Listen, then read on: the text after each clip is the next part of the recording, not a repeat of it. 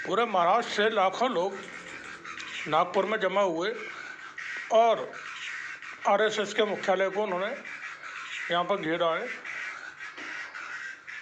ये जो लोग हैं ये अम्बेडकरवादी, फुलेवादी लोग हैं। इनकी मांगे आरएसएस पर प्रतिबंध लगाने की।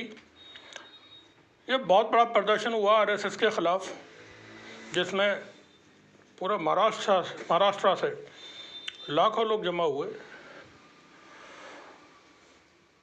दरअसल आरएसएस के 100 साल पूरे हुए हैं भी उसकी स्थापना के, और भारत में लोग ये देख रहे हैं कि आरएसएस ने 100 साल में देश में क्या किया है, क्या कंट्रीब्यूशन है उसका देश के लिए, देश की आज़ादी के वक्त में उसने क्या किया था और देश के आज़ाद होने के बाद क्या किया है। तो लोग पाते हैं नफरत, सांप्रदायिकता, हिंसा, आतंकवाद, ये तमाम काम करने में आरएसएस शामिल रहा और उसका जो लक्ष्य था उसके लक्ष्य की प्राप्ति के लिए उसने षड्यंत्रों का सहारा लिया। पूंजीपति लोगों को उसने अपने साथ में जोड़ा। इस संस्था का, आरएसएस का, कोई किसी तरह का और छोर नहीं है, कोई उसका रजिस्ट्रेशन नहीं है, कोई मेंबरशिप का रिकॉर्ड नहीं है, पैसे का कोई स्रोत नहीं है। पैसा कहाँ से आता है, कौन उसके दानदाता हैं, किसी को नहीं पता है। लेकिन आप उसके भव्य, दिव्य, विशाल, विराट जो कार्यालय बने उन्हें देखें, 150, 200 करोड़ रुपए के। क्योंकि उसको सत्ता पे अपनी गिरफ्त कायम करना थी, सत्ता को अपने हाथ में लेना था, तो उसने देश भर की सत्ता को अपने हाथ में ले लिया और बाकी लोगों को, जनता को 5 किलो के राशन के थैले पर जिंदगी जीने के लिए मजबूर कर दिया है। शिक्षा में उसका कोई योगदान नहीं है। समाज में किसी भी लेवल पर आरएसएस को अगर आप देखेंगे कोई योगदान नहीं है। सिर्फ इतना है कि उसने भीड़ तैयार की जो सड़कों पर खड़े होकर के हाथों में त्रिशूल लेकर के, तलवारें लेकर के, भाले बर्छे लेकर के भड़काऊ नारे लगाते हैं और वही भीड़ फसाद करती है। लोग परेशान हैं। अम्बेडकर वादी हों या गांधीवादी या भारत से मोहब्बत करने वाले आम लोग, वो सब परेशान है। आरएसएस ने पूरी व्यवस्था पर अपना कब्जा कर लिया है। लोग ये समझ रहे हैं कि अब अगर आरएसएस के खिलाफ नहीं बोलेंगे, सीधे सीधे आप देख रहे होंगे राहुल गांधी हो या विपक्ष के और भी कुछ लीडर्स, वो खुल करके बोल रहे हैं। बस यहाँ अफसोस की एक बात ये, बहुत बड़ा आंदोलन शुरू किया था उत्तर प्रदेश से मान्यवर काशीराम ने, बहुजन समाज आंदोलन, जिसको मायावती जी आगे नहीं चला सकी। बहुजन की बहुत बड़ी लीडर होने के बाद भी, जिनके पास डेडिकेटेड संगठन है, कार्यकर्ता हैं, जो रात और दिन समर्पित हैं, मायावती उस आंदोलन को आगे नहीं बढ़ा सकी।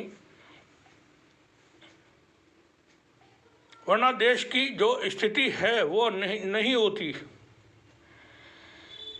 अगर मायावती ने कमज़ोरी नहीं दिखाई होती और उन्होंने मान्यवर काशीराम के आंदोलन को आगे बढ़ाया होता, तो देश में जो आज स्थिति परिस्थिति है वो नहीं होती।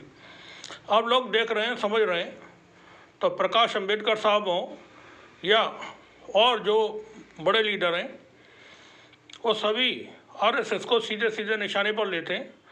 राहुल गांधी एक लंबे वक्त से आरएसएस को लेकर के बातें करते हैं, सीधे हमले बोलते हैं आरएसएस के ऊपर, क्योंकि लोगों को खतरा महसूस हो चुका है कि जैसे ही आरएसएस पूरी तरह से देश पर कब्जा कर लेगी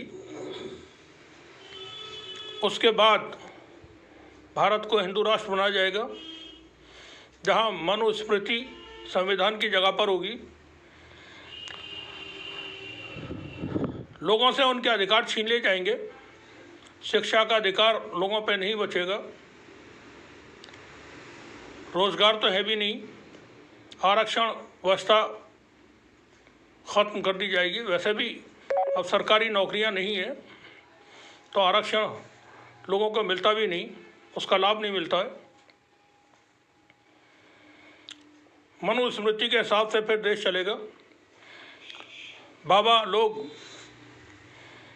सारी व्यवस्था पर उनका कंट्रोल होगा। धार्मिक लोग, अभी भी आप देखते होंगे जो नेता हैं आरएसएस के, जो शासन कर रहे हैं, राज कर रहे हैं देश पर, वो साधु सन्यासियों जैसे अपनी भूषा बना करके रखते हैं, क्योंकि धर्म के नाम पर आरएसएस ने देश को बांटने का काम किया धर्म के नाम पर, और उसने राजनीतिक सफलता हासिल की उससे।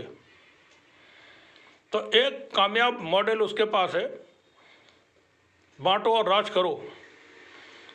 अब यहाँ ये जो भीड़ आप देख रहे हैं, ये 85% देश की जनता का रिप्रेजेंटेशन करती है।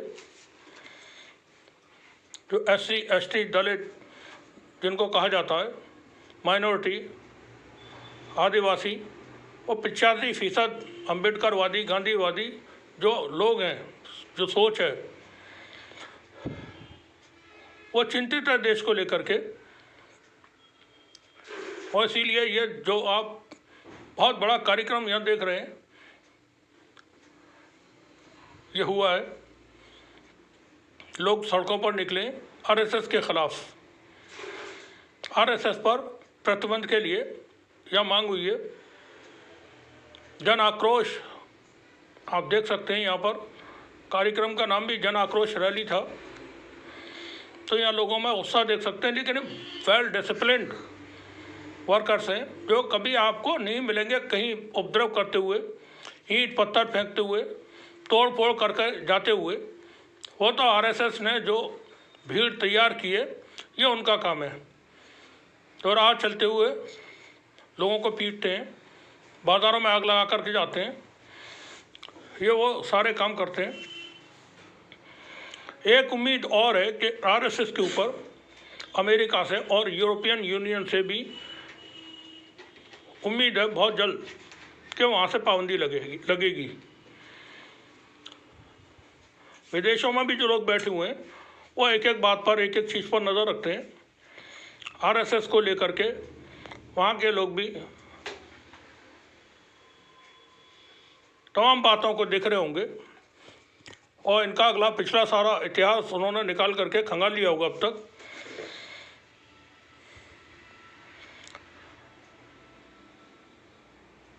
उम्मीद ये जो भीड़ आपके सामने है, इससे है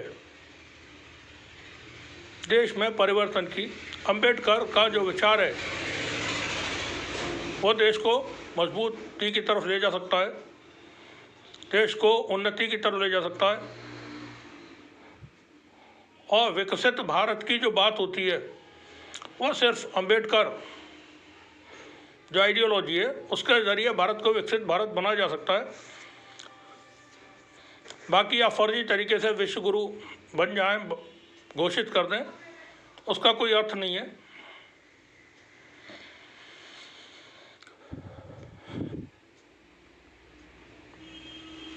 ये बहुत बड़े कार्यक्रम हुए नागपुर के अंदर।